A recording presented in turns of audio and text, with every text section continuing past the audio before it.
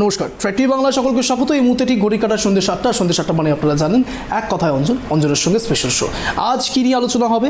একেবারে শপথ ঘিরে টানাটানি চলছে, দড়ি টানাটানি চলছে। কেন বলছি বলুন তো? তার কারণ রাজভবন এবং বিধানসভার মধ্যে দড়ি টানাটানি চলছে শুধুমাত্র শপথ গ্রহণকে কেন্দ্র করে।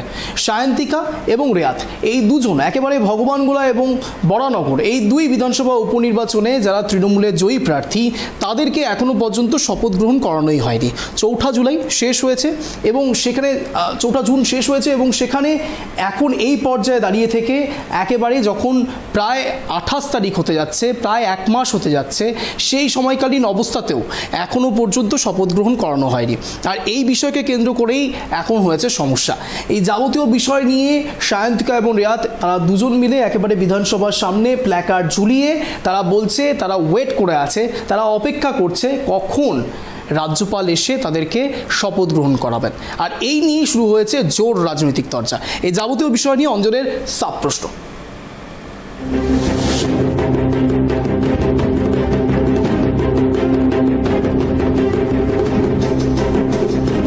রাজভবন বিধানসভা ইগো কাটবে কবে? আমার প্রথম প্রশ্ন। আমার দ্বিতীয় প্রশ্ন, জোরালো জটে সায়ন্তিকা এবং রেয়াতকে পিছতে হচ্ছে কেন?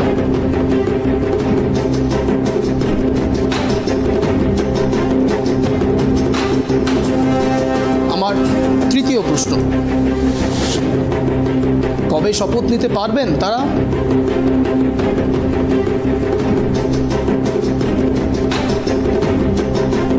আমার চতুর্থ এবং অন্তিম প্রশ্ন, হাতে 1.5 বছর, একটা দিন ভীষণ গুরুত্বপূর্ণ। ইগোর লড়াইতে সাধারণরা বঞ্চিত থাকবে কেন? এই যাবতীয় বিষয় নিয়ে আসবো, আলোচনা পর্বে আসবো আগামী 1 ঘন্টা, কিন্তু তার আগে রাখবো এক বিশেষ প্রতিবেদন, তারপর আসছি বিশদ আলোচনা। নজর রাখুন।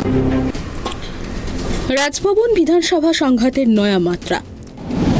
শপথের দাবিতে বিধানসভার সিঁড়িতেই ধর্নায় সায়ন্তিকা, রেয়াত।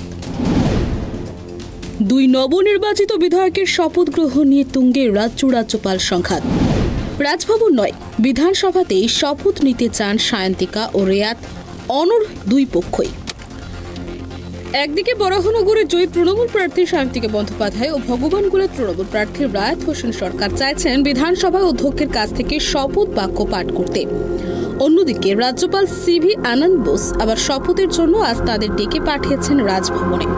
তবে 2 জয়ী তৃণমূল প্রার্থী বলছেন বিধানসভাতেই তারা শপথ নেবেন। এরপর আজ বিধানসভা চত্বরে ধর্নায় বসলেন সায়ন্তিকা ও রেয়াত। এদিন বিধানসভার সিঁড়িতেই প্ল্যাকার্ড হাতে বসেন 2 জয়ী প্রার্থী। সেখানে লেখা, শপথ বাক্য পাঠের জন্য রাজ্যপালের আসার অপেক্ষা করছি। তাদের সঙ্গে বসেছিলেন মন্ত্রী শোভনদেব চট্টোপাধ্যায়। এই প্রসঙ্গে বলতে গিয়ে তিনি জানান, রাজ্যপাল ইচ্ছাকৃতভাবেই পরিস্থিতি তৈরি করছেন, এটা বাঞ্ছনীয় নয়। সব সময় মনে রাখতে হবে মানুষের দ্বারা নির্বাচিত প্রতিনিধি, তাই মানুষকে সেবা দিতে ওরা বদ্ধপরিকর। সেই জায়গায় রাজ্যপালের বোঝা উচিত। অপরদিকে সায়ন্তিকা জানান, আমি নিজেই বুঝতে পারছি না আমাদের ভবিষ্যৎ কি। কপালের দোষ, মানুষ ভোট দিয়েছেন, তারা তো দোষ করেননি, তাই কপাল খারাপ কার বুঝতে পারছি না। আমরা কি ভুল করেছি সেটাও বুঝতে পারছি না। Bureau report, prime TV Bangla.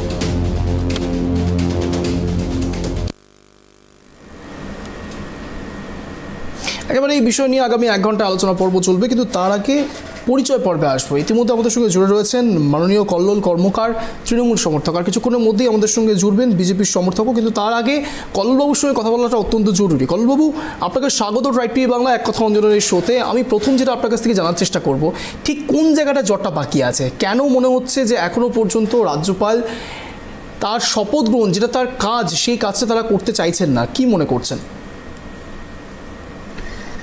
দেখুন, প্রথমত আপনাকে ধন্যবাদ জানাই এরকম একটা গুরুত্বপূর্ণ বিষয়ে আজকে আলোচনা রাখার জন্য। ব্যাপারটা হচ্ছে, চলিত বাংলা একটা কথা আছে জানেন তো, হাতে মারবো না তাকে পাতে মারবো। বেসিক্যালি সেটাই হয়েছে। এই যে বরানগরের যিনি আগে বিধায়ক ছিলেন তাপস বাবু তো বিজেপিতে চলে গিয়েছেন, সেখানে উপনির্বাচন হলো এবং যে বিজেপি প্রার্থী ছিল সজল ঘোষ এবং আমাদের দলের তরফ থেকে প্রার্থী ছিল সায়ন্তিকা।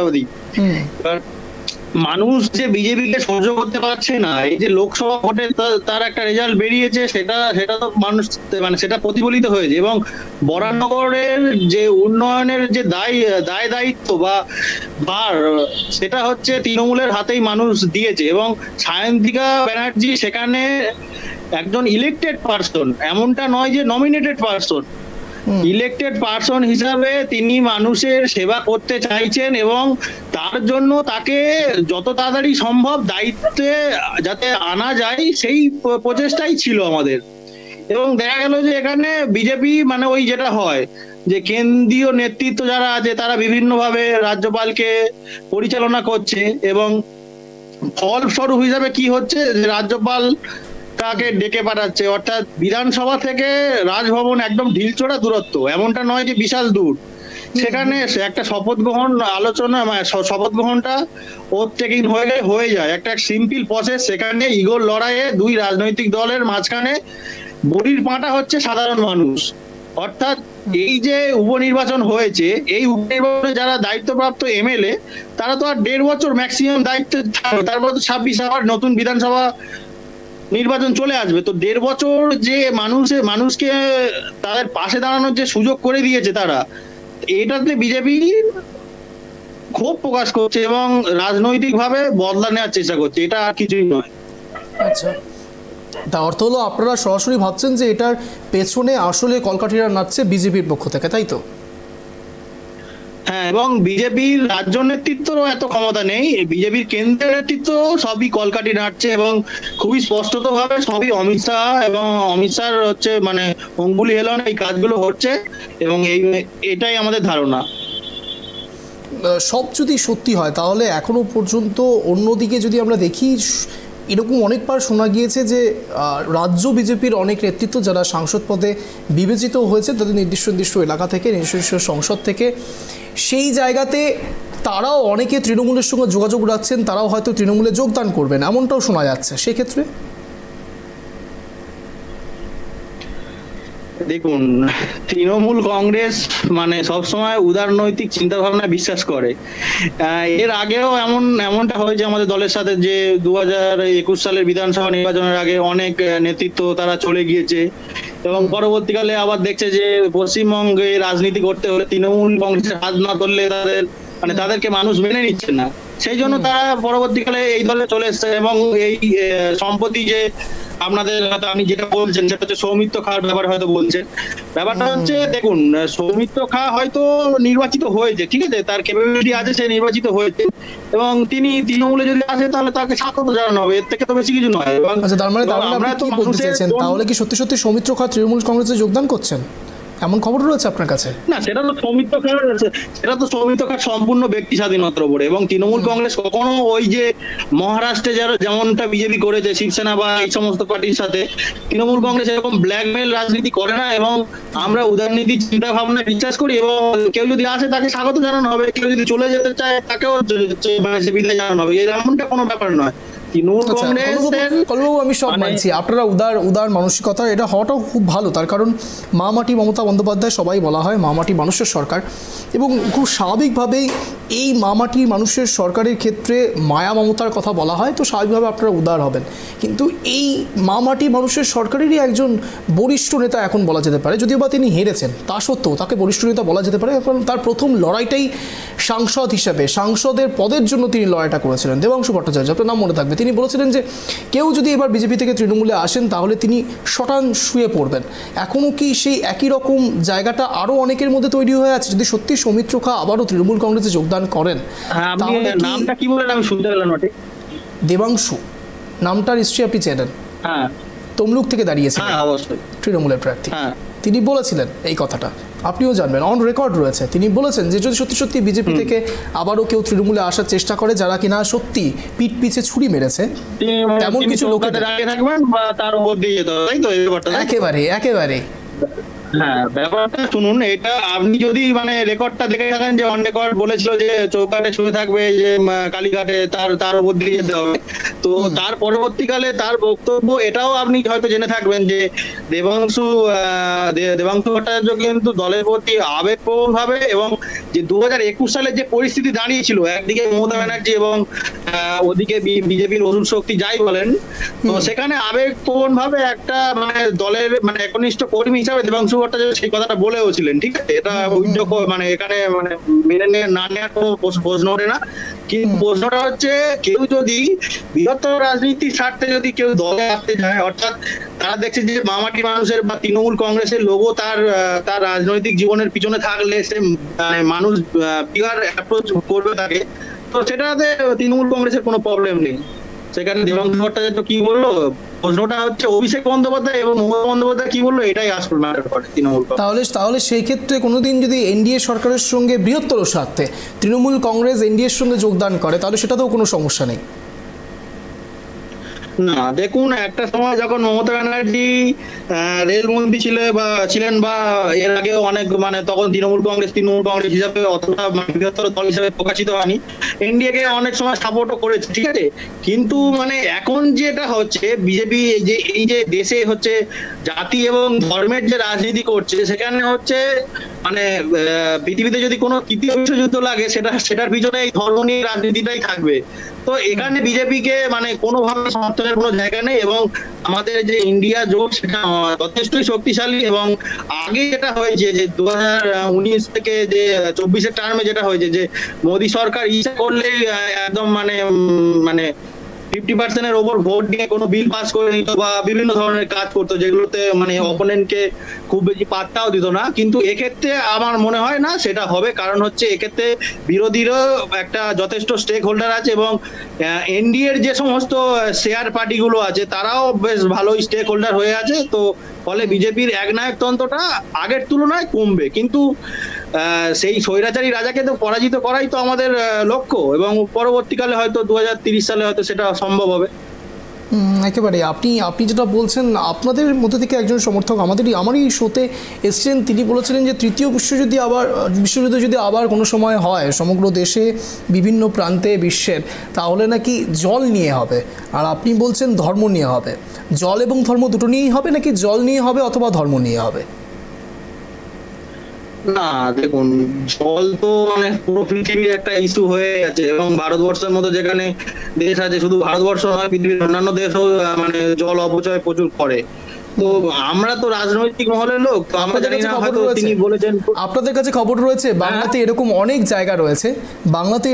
জায়গা রয়েছে যেখানে ট্র্যাকটি বাংলা বারবার করে ফোকাস করে পুরুলিয়ার বিভিন্ন প্রান্ত, যেখানে একেবারে জলের সমস্যায় ভুগছেন বিভিন্ন মানুষ। আপনাদের কাছে খবর রয়েছে?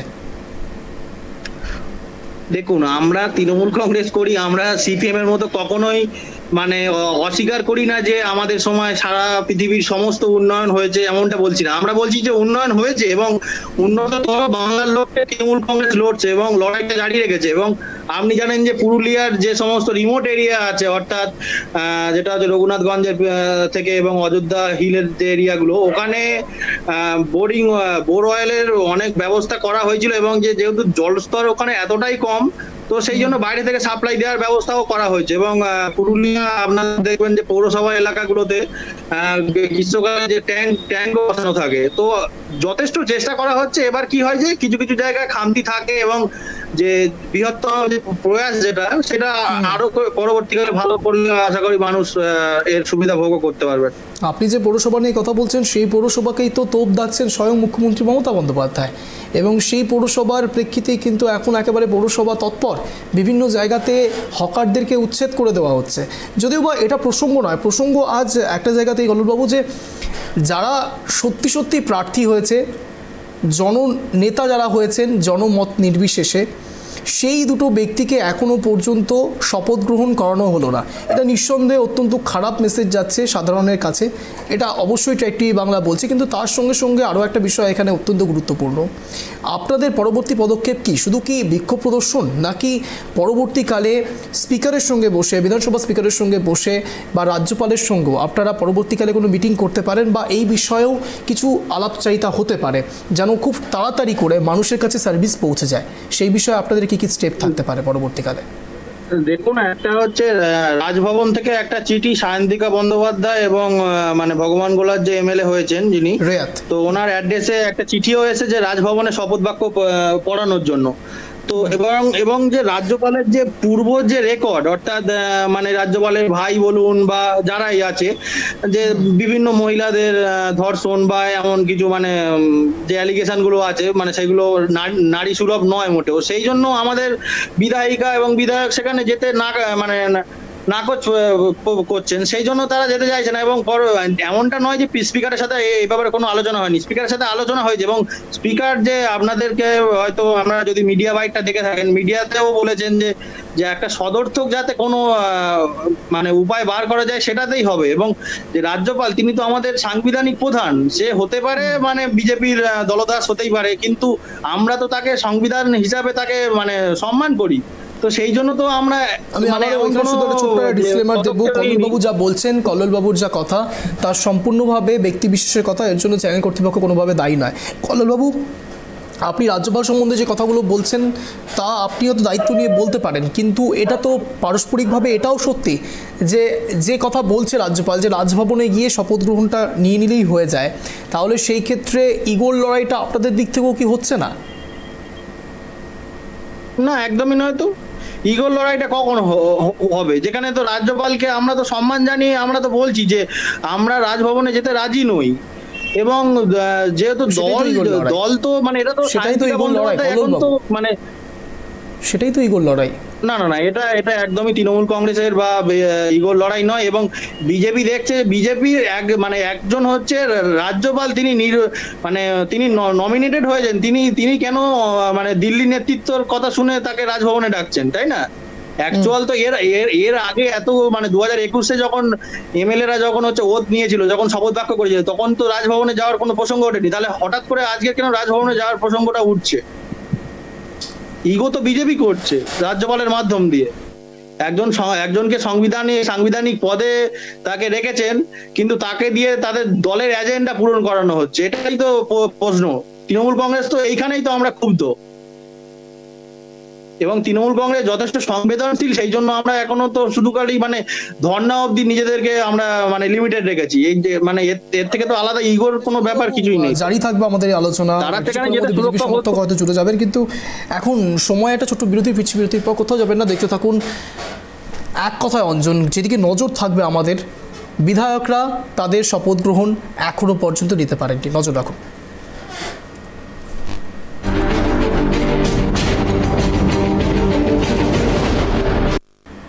শপথ ঘিরে চলছে দড়ি টানাটানি। এখন আদত যারা বিধায়ক পদে সত্যি নবনির্বাচিত হয়েছেন তাদের হাতে আর 1.5 বছর সময় রয়েছে, এবং এই 1.5 বছরের মধ্যে এক একটা দিন অত্যন্ত গুরুত্বপূর্ণ। সেই ক্ষেত্রে এই দড়ি টানাটানি যদি চলতে থাকে তাহলে সামগ্রিকভাবে সাধারণ মানুষের মধ্যে যথেষ্ট তাপ উত্তাপ বাড়বে এবং তারা তাদের পরিষেবাগুলো পাওয়ার থেকে বঞ্চিত থাকছে। এই বিষয়ে সরাসরি চলে যাবো আবার কল্লোলবাবুর কাছে। কল্লোলবাবু, সাধারণ মানুষরা কেন বঞ্চিত হবেন, কি বলবেন? দেখুন, সায়ন্তিকা ব্যানার্জি মানে অলরেডি বলে দিয়েছে যে তিনি তো মানে নির্বাচিত হয়েছেন, এটা কি তার অপরাধ? ব্যাপারটা কি যে বিধানসভায় তাকে শপথ গ্রহণ করানো হোক এবং তাকে তার ডিউটিতে নিযুক্ত করানো হোক, এটাই তো ইস্যু। এমনি কোনো ইস্যু নেই। তো এখানে জনগণ তো তাকে ভোট, সায়ন্তিকা ব্যানার্জিকে তার উন্নয়নের দায়ভার দিয়ে তো ভুল করেনি কোনো। তো এখানে তো ভুল তো সম্পূর্ণ বিজেপি নেতৃত্ব এবং রাজ্যপালের। তো তারা তো এই সজল ঘোষকে তারা মানে বাংলার জনগণ বরানগরের জনগণ নির্বাচিত করেননি, এটা তো বরানগরের দোষ নয়। সজল ঘোষ হেরে গিয়েছে, সজল ঘোষের সেখানে দোষ। সায়ন্তিকা ব্যানার্জি জিতে গেছেন, সেটাই তার তো কৃতিত্ব। তো সেখানে জনগণকে বঞ্চিত করছে তো বিজেপি। বাংলার জনগণকে এর আগে ক্ষুব্ধ করেছিলেন 2021 সালে, তারপরে ইডি সিবিআই কে দিয়ে নেতৃত্বদেরকে ভয় দেখানো, তো বাংলার জনগণ সমস্তটা বুঝে গিয়েছে এবং সেই জন্য লোকসভার আজ রেজাল্ট দেখুন কোথায়, তৃণমূল কংগ্রেস কতটা গেইন করেছে সেটা দেখুন। বিজেপি তো বরাবরই সব জায়গায় লসের দিকেই চলে যাচ্ছে, যে যে মানে, এবং শুধু বেঙ্গল নয়, ইউপিতে যেখানে হচ্ছে অযোধ্যাতে রাম মন্দির তৈরি করলেও সেই অযোধ্যা লোকসভা থেকেই বিজেপি পরাজিত হলো। তো বিজেপি যে ধর্মের এজেন্ডা বা মানুষকে যে মানে ওই হাতে না মেরে পাতে মারার যে এজেন্ডা নিয়ে চলছে, এতে কেন বিজেপি মানে বাংলা কেন পুরো ভারতবর্ষের মানুষ আগামী দিনে আরো ক্ষুব্ধ হবে এবং এই যে মানে যে সরকার চলছে, স্বৈরাচারী যে সরকার চলছে, সেই সরকারকেও ওই দড়ি ধরে 12 টান রাজা হবে খান খান, এরকম ব্যাপার একটা হবে। একেবারে কল্লোলবাবু একটা বিষয় আপনাকে একটু জানিয়ে রাখি, আমাদের সঙ্গে বিজেপির সমর্থক জোড়বার কথা ছিল, হয়তো টপিকের বেসিসে বিজেপির সমর্থক এখন আমাদের সঙ্গে জুড়তে পারেননি, তার কারণ টপিকটা হয়তো বিজেপির খুব এগেনস্টে চলে যাচ্ছে। কিন্তু আমাদের প্রশ্ন হচ্ছে, কার এগেনস্টে গেল কার সাপোর্টে গেল ম্যাটার করে না, আমাদের কাছে ম্যাটার এটা করে যে টপিক ইম্পর্ট্যান্ট এবং সাধারণ মানুষ কি জানতে চাইছে। এখনও পর্যন্ত বিজেপির সমর্থক আমাদের সঙ্গে জুটছেন না, দিনের বারবার করে আমরা তার সঙ্গে কন্ট্যাক্ট করার চেষ্টা করছি, তিনি জুটছেন না। অথচ বারবার করে আপনারা বিজেপির দিকেই তোপটা রাখছেন, বারবার আপনারা বলছেন যে বিজেপির রোশানলে পড়ে তাদের এই অবস্থা, আজকে তাদেরকে বিক্ষোভ প্রদর্শন করতে হচ্ছেন।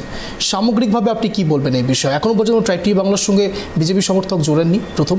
দ্বিতীয়ত, আপনারা বিজেপির উপর তোপ দাগছেন যে বিজেপি এই যাবতীয় কলকাঠিটা নাড়াচ্ছে যেন বিধানসভায় যারা উপনির্বাচনে প্রার্থী হয়েছেন তারা শপথ বাক্য পাঠ না করতে পারে। দেখুন, বিজেপি সমর্থক আসবেন না এটা খুবই স্বাভাবিক ব্যাপার, কারণ হচ্ছে লোকসভা নির্বাচনেও অবস্থা খুবই খারাপ এবং এই যে উপনির্বাচনেও অবস্থা খুবই খারাপ। তো ওনার মানে বিজেপির যে কেন্দ্রীয় নেতৃত্ব আছে তারা তো বারংবার বাংলাতে পরিযায়ী পাখির মতো আসেন এবং চলে যান। তো সেই জন্য বিজেপির আজকের যে সমর্থক আছে তিনিও জুটছেন না, কারণ হচ্ছে এখানে তো কাউন্টার করার কোনো তার স্কোপ নেই। স্কোপটা থাকলে তো তখন তাকে মানে তিনি যোগদান করবেন এবং মানে তৃণমূল। আপনি বলছেন ট্রাইব টিভি বাংলার প্রশ্ন থেকে ভয় পেয়ে জুটছে না? না, সেটা আমার ব্যক্তিগত মতামত একদমই পোষণ করব না, কারণ আমি যে কোশ্চেন করছি বা আপনারা যে কোশ্চেন করছেন তার সেই উত্তর বিজেপির কাছে আছে বলে আমার মনে হয় না। এবং যে সদর্থক উত্তর, যে আপনি আমাকে একটা প্রশ্ন করলেন যে আমি একটা কিছু একটা সাজিয়ে বলে দিলাম, এটা তো উত্তর নয়। সদর্থক উত্তর তাদের কাছে থাকলে তো তারা জয়েন করুক, এবং আমি তো স্বাগত জানাচ্ছি যে আমরা তো এতক্ষণ এই যে 7টা থেকে 7:26 বাজে, এখন প্রায় আধ ঘন্টা অতিক্রান্ত হতে যায়, তো অন্যান্য দলের কোনো সমর্থক দেখতে পাচ্ছি না। এটাই তো খুবই মানে বাংলা তো জুড়ে যেমন হচ্ছে বাংলার রাজনীতিতে যেমন তৃণমূল কংগ্রেস ছাড়া অন্য কোনো দল দেখা যাচ্ছে না, তেমনি এখানে আপনার স্টুডিওতে তৃণমূল কংগ্রেস ছাড়া অন্য কাউকে দেখতে পাওয়া যাচ্ছে না।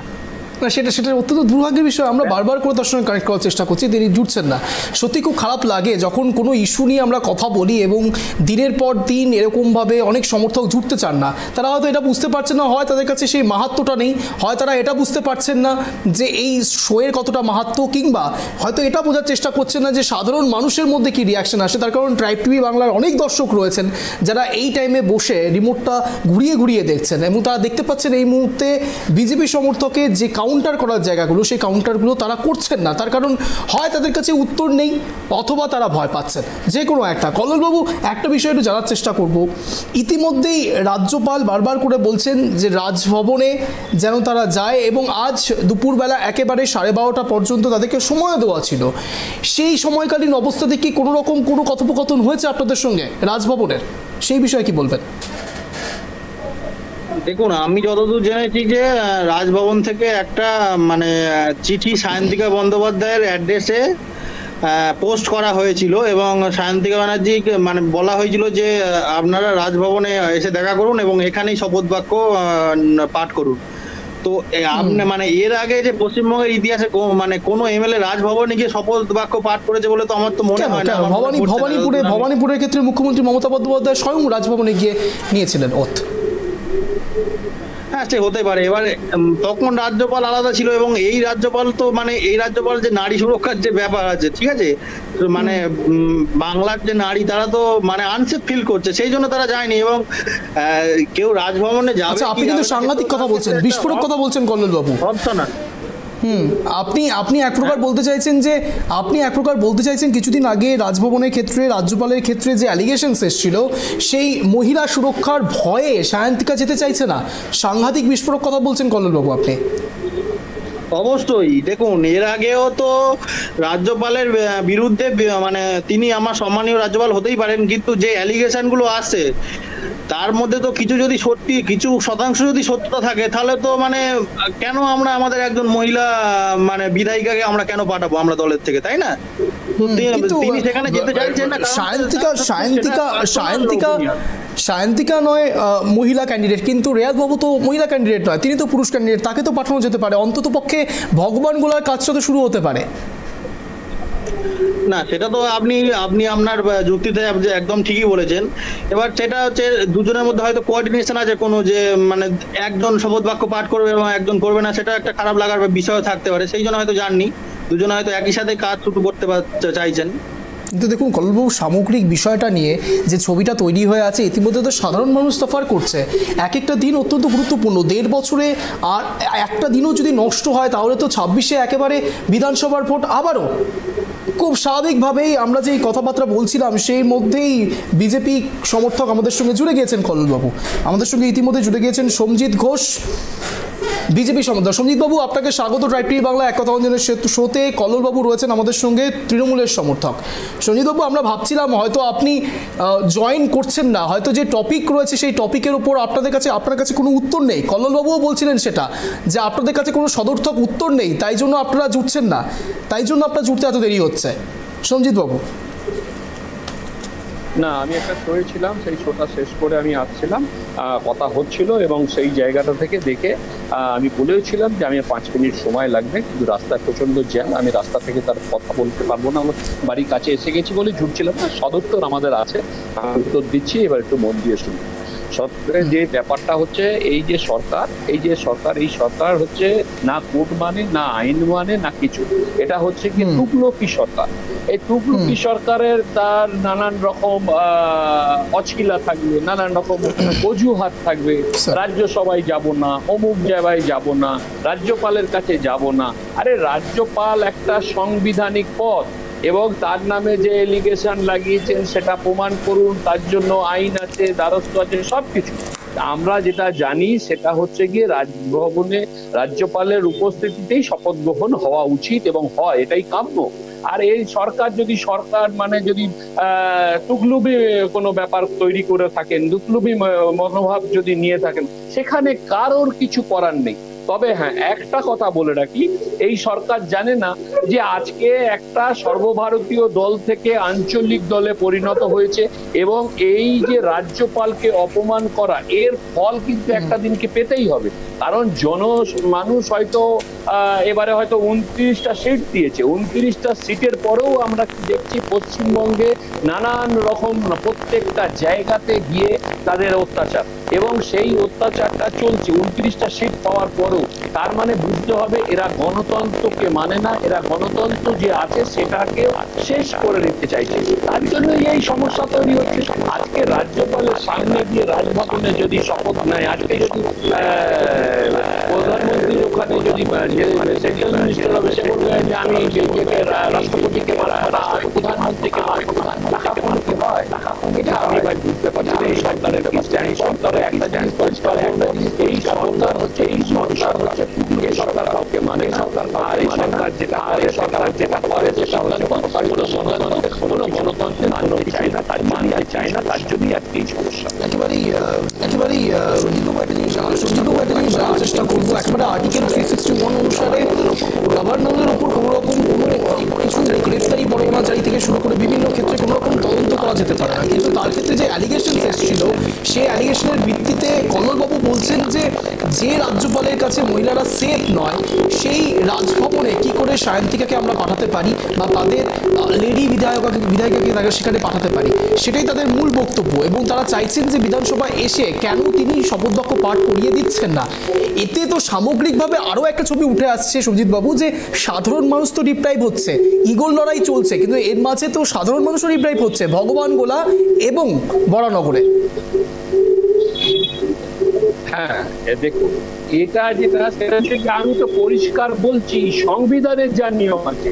আর ওনার নামে যে এলিগেশন দিয়েছেন, সেই এলিগেশনটা তো কখনোই, যখন এটা আপনারা সবসময় জানবেন, একটা রাজ্যপাল যখন তার দায়িত্বে আছে, সেই দায়িত্বে থাকাকালীন তার বিরুদ্ধে কোনো রকম তদন্ত করা যায় না যতক্ষণ না তিনি সেই পদ থেকে সরবেন।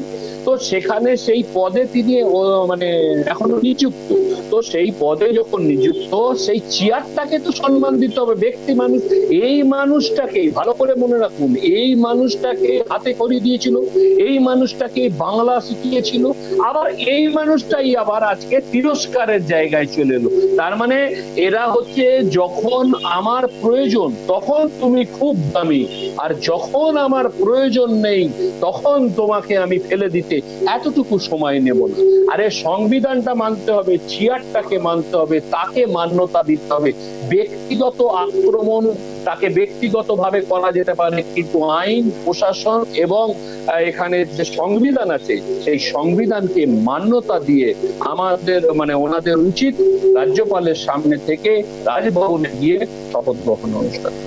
সৌম্যজিৎ বাবু, একেবারে যেই কথা, আপনার কথার সঙ্গে কিন্তু কথা প্রসঙ্গে বলবো, আপনি যেমন বলছেন যে একেবারে পরিচিত অপরিচিত ব্যাপারটা বলছেন, হাতে খড়ি ব্যাপার বলছেন, কিন্তু এই ক্ষেত্রে তো এটাও খাটতে পারে যে দূর থেকে কাশবন দেখতে লাগে ঘন। ঠিক যেমনটা হাতে খড়ির সময় রাজ্যপালকে মনে হয়েছিল, এখন সেই সময়তে রাজ্যপালকে সেরকম মনে হচ্ছে না। অনেকটা কাশবনের মতো সম্পর্ক, দূর থেকে দেখতে অনেকটা ঘন মনে হচ্ছিল, কাছে যেতেই দেখা গেল না ওখানে আসলে ঘনত্বের কিছুই নেই, সবটাই ফাঁকা। এটা তো আমি উল্টো দিক থেকেও তো প্রযোজ্য হতে পারে। আমি উল্টো দিকে প্রযোজ্য যুক্তির খাতিরে বললাম, আপনি অলরেডি একটা লজিক দিয়েছেন, সেই লজিকের বেসিসে আমি কথাটা বলছি। হ্যাঁ, আমি কি বললাম, যখন হাতে করেছিল তখন আপন ছিল, এখন মানে এরা তো অ্যাকচুয়ালি কাশফুল আর এই মানে লক্ষ্মীর ভান্ডার এইসব নিয়ে এরা মেতে আছে। কিন্তু একটা জিনিস, কিন্তু আপনারাও তো লক্ষ্মীর ভান্ডারের বিপরীতে কিছু দিতে পারছেন না।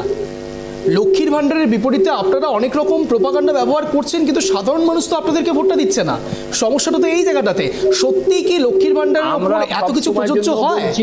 তাহলে লক্ষ্মীর ভান্ডার দিয়ে যদি সংসার চলে যায়, তাহলে ব্রিটানিয়া বন্ধ হয়ে গেছে, হিনমটর বন্ধ হয়ে গেছে, তারপরে ডানলপ বন্ধ হয়ে গেছে, এবং যে কটা শিল্প আছে সেগুলো বন্ধ হয়ে যাবে। তাহলে একদম খাঁটি কথা বলেছেন, গিয়ে আর একটা কথা আমি যেটা বলে, আরেকটা কথা বলে রাখি, পশ্চিমবঙ্গের এই ভাতার রাজনীতিতে আমাদের যেটা ধারণা এবং পশ্চিমবঙ্গে যেটা গিয়ে চলছে, সেটাতে প্রত্যেকটা নাগরিক পিছু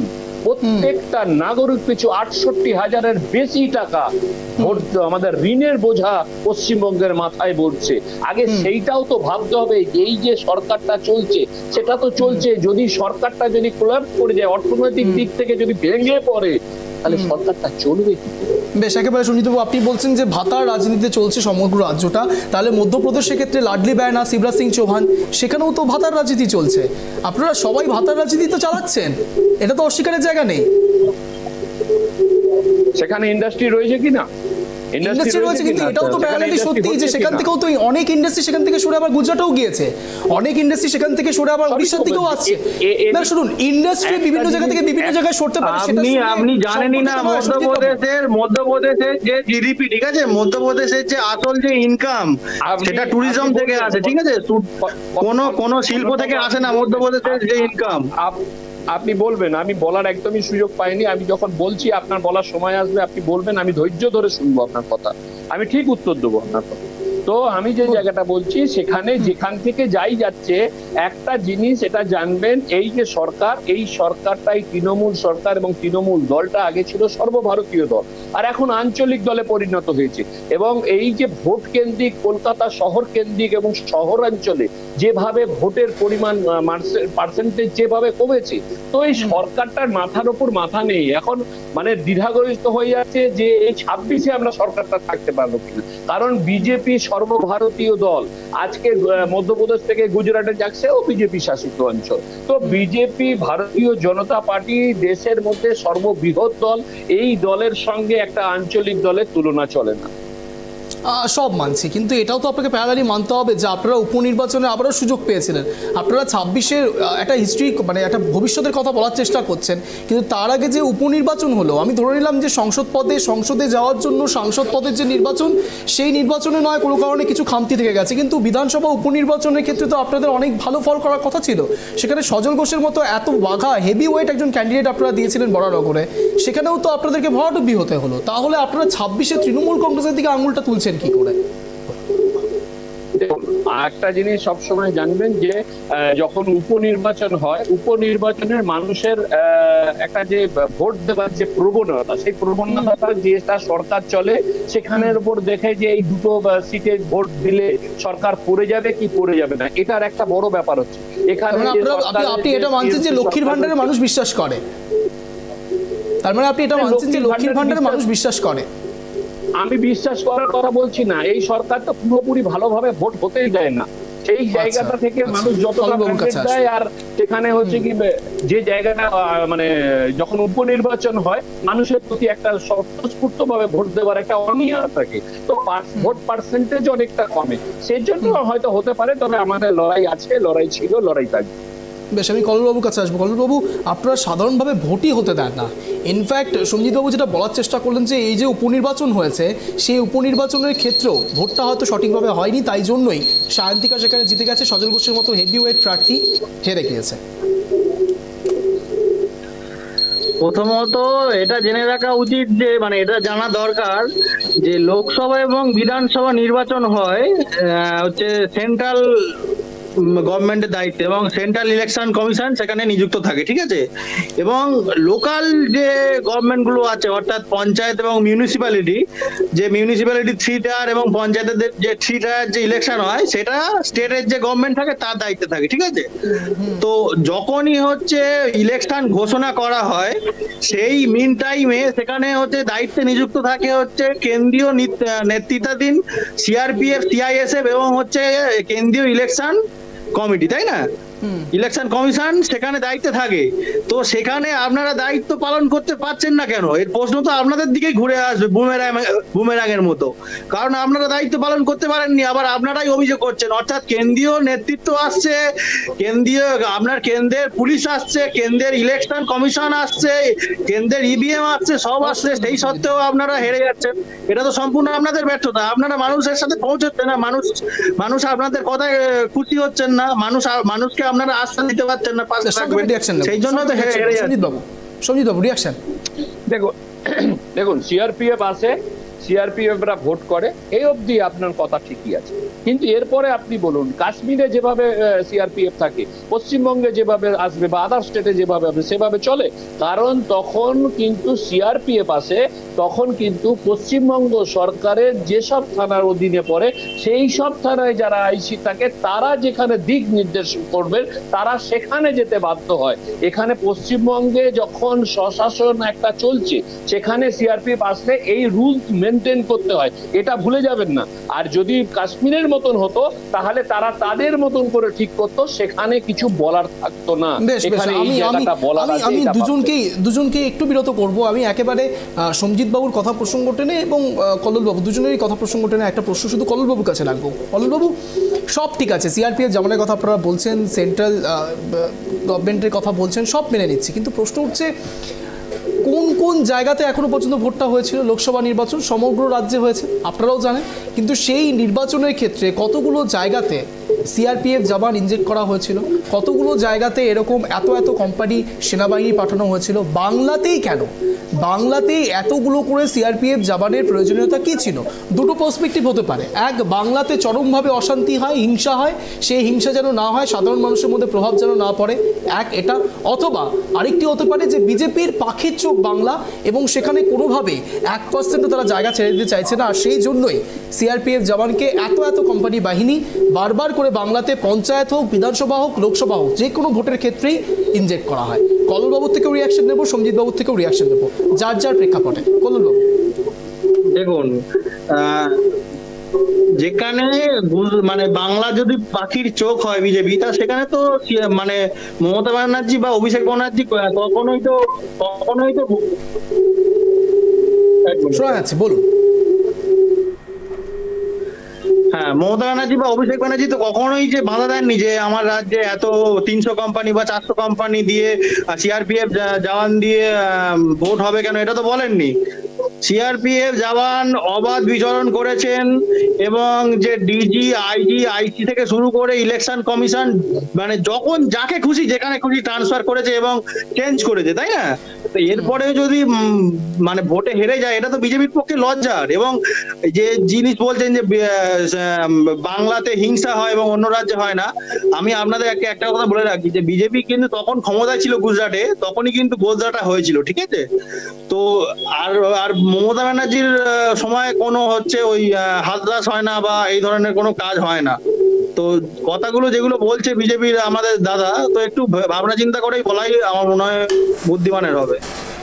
বেশ, একেবারে একই প্রশ্নে চলে যাবো সঞ্জিত বাবুর কাছে। সঞ্জিত বাবু, আপনার প্রেক্ষাপটে কি মনে হচ্ছে, বাংলাকে পাখির চোখ বানাচ্ছে বিজেপি, নাকি বাংলায় অশান্তির বাতাবরণ তৈরি হয় এই ভয়ে আগে থেকেই পঞ্চায়েত হোক, বিধানসভা হোক বা লোকসভা হোক, যেটার ক্ষেত্রেই হোক না কেন এতগুলো করে সিআরপিএফ জওয়ান ইনজেক্ট করা হচ্ছে, কোনটা?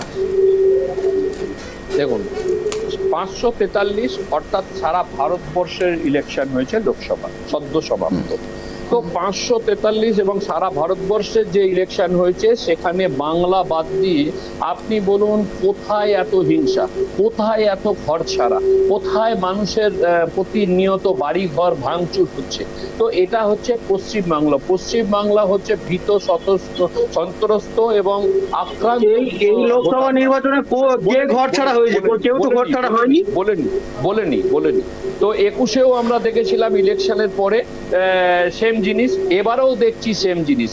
তো হাতরাস যেমন হচ্ছে, এখানে হাঁসখালি হয় না, এখানে সন্দেশখালি হয় না, সবকিছু হয়, শুধু খালি নিজের রাজ্য বাদ দিয়ে অন্যের রাজ্যে চলে যাওয়া। কেন নিজের রাজ্যে যে এত দুর্ঘটনা ঘটছে, এত আমি নিজের রাজ্যেই বলছি, তো সন্দেশখালিতে আপনারা জিততে পারেননি কেন? হাঁসখালি কোথায়? পশ্চিমবঙ্গে নয়, তাই না? সন্দেশখালিতে যে রেখা পাত্রকে সাজিয়ে 2000 টাকা দিয়ে মহিলাদেরকে কিনে যে একটা সাজানো ঘটনা তৈরি করেছিলেন, তা সন্দেশখালি বসিরহাটের মধ্যে পড়ে। তো সেই বসিরহাটে আপনারা এরকম গোহারাটা হারলেন কি জন্য? দেখুন, গণতান্ত্রিক পদ্ধতিতে মানুষ ভোট দিলে হার জিত এটা মানতে হয়। আপনাদের মতন এবং সেটা আপনাদের মেনে নেওয়া দরকার যে সাজানো ঘটনাকে ঘটনা তৈরি করে বাংলাকে যদি বঞ্চনা করা হয়। আপনাদের পশ্চিমবঙ্গে 29টা সিট দিয়েছে, তারপরেও এত হিংসা কেন বলতে পারেন? কিসের জন্য এত হিংসা? পশ্চিমবঙ্গে আপনি বলুন তো, লোকসভা ধরে আপনি বলুন। না সরকার পশ্চিমবঙ্গের আপনি লোকসভা ধরে বলুন যে কোন লোকসভা এই ভোটে হিংসা হয়েছে, আপনি বলুন। আপনি জাস্ট একটা লোকসভা আপনি দেখান। আপনি কোথায় হচ্ছে না? আপনি আমাদের মহেশ্বরী ভবনে এসেছেন, এসে দেখেন না? মহেশ্বরী ভবনে যাওয়ার তো দরকার নেই। এই তো বলছি, তাহলে কেন যাবেন? কারণ ওখানে আক্রান্তরা এত জায়গায় আছে যে প্রত্যেকটা বিজেপি পার্টি অফিসে গিয়ে দেখুন কি অবস্থা। আরে গণতন্ত্রটাকে তো মানতে হবে, গণতান্ত্রিক অধিকার তারা প্রয়োগ করেছে। আপনি বলুন তো, আজকে কসবা বালিগঞ্জে যারা ভোট দিয়েছে তারা কোনো রাজনীতি করে না, তাহলে সেখানে কেন? আজকে আপনি কলকাতাতে দেখুন, প্রত্যেকটা জায়গাতে তারা, শহরাঞ্চলে আপনি দেখুন আপনার নেতারা বলছেন যে শহরাঞ্চলে ভোট কমছে বলে তার জন্য সেখানে অত্যাচার হচ্ছে। এটা নিয়ে আপনি কি বলবেন বলুন? আপনারা গণতন্ত্র এবং 29টা সিট পাওয়ার পরেও আপনাদের মানুষের প্রতি আস্থা এবং বিশ্বাস দুটোই হারিয়ে ফেলেছেন এবং একনায়কতন্ত্র চালানোর জন্য এই হিংসা এই বাংলায় করে চলেছে। না, একনায়কতন্ত্র চললে আমরা 29টা পেতাম না, 42টাই সিটই পেতাম, ঠিক আছে? 29টা পেয়েছি, কারণ বাংলার মানুষ ঠিকঠাক ভাবে মমতা বন্দ্যোপাধ্যায়কে চেয়েছেন এবং মমতা বন্দ্যোপাধ্যায় যে সমস্ত ক্যান্ডিডেট দিয়েছে এবং তাদেরকে এই জনপ্রতিনিধি হিসাবে দিল্লিতে পাঠানোর জন্য তৃণমূল কংগ্রেস 29টা পেয়েছে। তৃণমূল কংগ্রেস কোনো গাজওয়ারি করে বা কোনো হচ্ছে একনায়কতন্ত্র এই সমস্ত পায়নি। বলছি 29টা সিট পাওয়ার পরেও মিথ্যাশ্রী মুখ্যমন্ত্রী যে অত্যাচার চালাচ্ছেন, এটা কি বলবো যে এটা অত্যাচার হচ্ছে না? এতগুলো ব্যক্তিগত আক্রমণ নয় সঞ্জিত বাবু, প্লিজ, ব্যক্তিগত আক্রমণ। মুখ্যমন্ত্রী মমতা বন্দ্যোপাধ্যায়কে নিয়ে কিছু বলবেন না ওইভাবে। আচ্ছা, মিথ্যাচার কেন বলছেন? উনি যদি সকালবেলায় একরকম বলেন, বিকেলবেলায় একরকম বলেন, আপনি আপনার জায়গায় যে কোনো যুক্তি খাড়া করতে পারেন, কিন্তু এইভাবে অন এয়ারে বলবেন না, এটাই রিকোয়েস্ট। হ্যাঁ, তো ঠিক আছে, যে জায়গাটায় উনি যেটা বলছেন বা উনি যেটা বলতে চাইছেন সেই জায়গাটা থেকে যে জিনিসটা উঠে আসছে, আমি ওনাকে কল্লোল ভাইকেও আমি একটাই কথা বলবো, 29টা সিট পেয়েছেন, তো তারপরে এত হিংসা কেন, এত অত্যাচার কেন? গণতান্ত্রিককে তো গণতান্ত্রিক পদ্ধতিতে যে ভোট হচ্ছে সেটা ম্যান্ডেট দিয়ে দিয়েছে, তারপরেও এই হিংসা হওয়ার দায় তো সরকারকে নিতে। বেশ, কল্লোলবাবু, সঞ্জিতবাবুর উত্তর তো দেবেন, কিন্তু তার সঙ্গে সঙ্গে আমার একটি প্রশ্ন থাকবে, সেই প্রশ্নের উত্তরও আপনারা দেবেন। দুজনকে বাস একদম অন্তিম মহলে চলে এসেছি, স্ট্যান্ড পয়েন্ট রাখার সুযোগ দেবো। আমি সরাসরি কল্লোলবাবুর কাছে আসবো। কল্লোলবাবু, সঞ্জিতবাবুর কথা টানছি উইথ আমার প্রশ্ন অ্যাড করছি।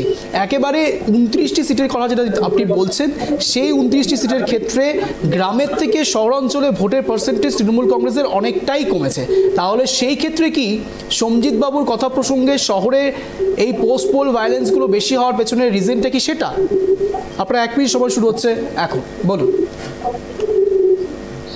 দেখুন, পোস্ট পোল ভায়োলেশন হয় সেই দলের ক্ষেত্রেই যে দলের কোনো মানে নেতৃত্বের ওপর, কেন্দ্রীয় নেতৃত্ব বা যারা ওপরের নেতৃত্বের কোনো কন্ট্রোল না থাকে। ঠিক আছে, 21-এ যে ভায়োলেশন গুলো হয়েছিল এবং ভোট হওয়ার আগে, কারণ আমার মানে খুবই মানে চেনা পরিচিত এলাকা ভাটপাড়া বলুন বা ধরুন আপনাদের বাঁকুড়ার এলাকায় বলুন, মানে বিজেপির ছেলেপুলেরা হুমকি দিয়েছিল তৃণমূলদেরকে যে এবারে জয় শ্রীরামই উচ্চারণ হবে, জয় বাংলা উচ্চারণ হবে না, এবং মানে কোট আনকোট আমি কথাগুলো বলছি।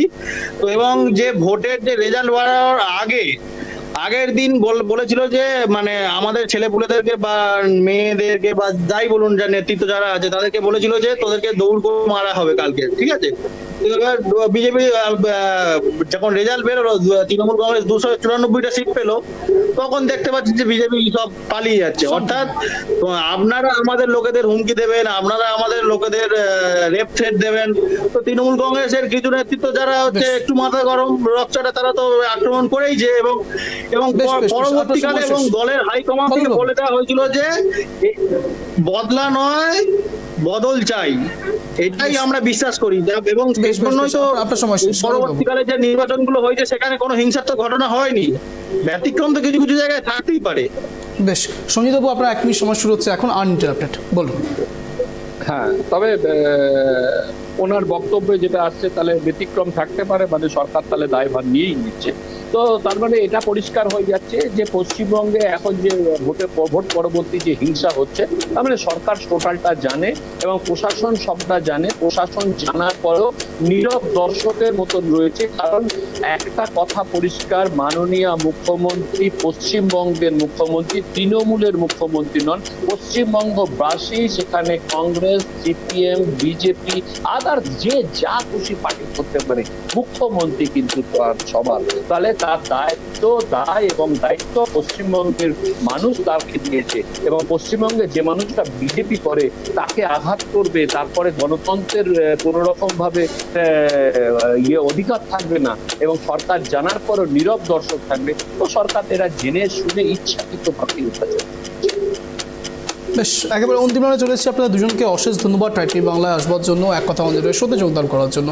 যে কথা বলে আজকের স্পেশাল শো শেষ করব, খুব সংকীর্ণ সময়ের মাঝে একটা জিনিস বোঝানোর আপনাদেরকে চেষ্টা করেছি যে সামগ্রিকভাবে রাজ্যের যা অবস্থা, রাজনৈতিক যে পরিষদ তৈরি হচ্ছে, সেখানে দাঁড়িয়ে বিধানসভা উপনির্বাচন হয়েছে, এবং সেই বিধানসভা উপনির্বাচনের ক্ষেত্রে নবনির্বাচিত দুজন তৃণমূল প্রার্থী যারা এখনও পর্যন্ত শপথ গ্রহণ করতে পারেননি। এবার স্বাভাবিকভাবে সাধারণ মানুষ ডিপ্রাইভ হচ্ছেন, বিভ্রান্ত হচ্ছেন, এবং সেই দিক থেকে দাঁড়িয়ে পরবর্তীকালে শপথ গ্রহণ অনুষ্ঠানে আদৌ কোনো শিথিলতা আসে কিনা নজর থাকবে আমাদের। আপনারা নজর রাখুন টাইম টিভি বাংলার পর্দায় ঠিক সন্ধ্যে 7টায় এরকমই টান শো দেখার জন্য। নমস্কার।